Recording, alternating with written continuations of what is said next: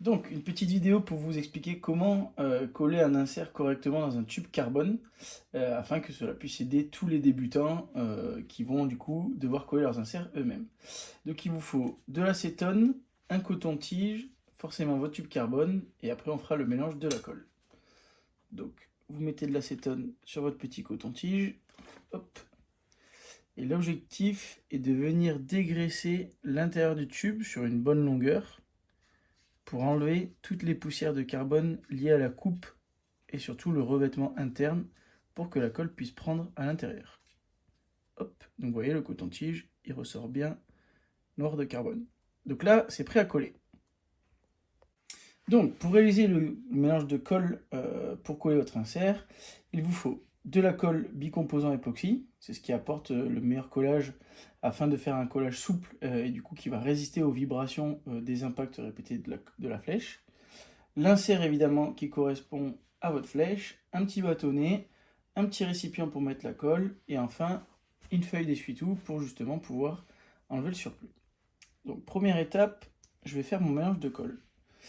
Donc là, hop, on enlève ce qui traîne d'avant, on fait sortir un peu l'air et donc je vais mettre une petite dose de colle, on va dire une noisette, des deux produits de même quantité. Hop.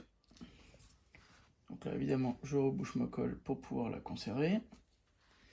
Et je vais réaliser un mélange jusqu'à ce que les deux produits soient bien mélangés et que l'ensemble soit homogène.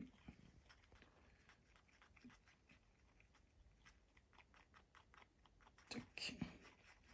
Donc là, c'est pas mal. Donc on peut voir, c'est un petit peu visqueux et du coup, on sait que la colle va bien pouvoir prendre sur les parois du carbone.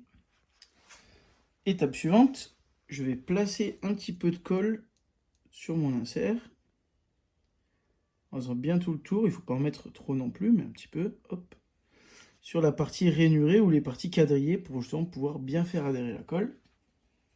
Ensuite, je vais placer mon insert au début du tube et je vais le pousser jusqu'à ce qu'il arrive en butée. Voilà, là on ne peut pas le pousser plus loin. Pour finir, je vais essuyer évidemment le surplus avec mon petit bout d'essuie-tout pour réaliser un collage propre. Et voilà, là maintenant, il faut laisser sécher 24 heures.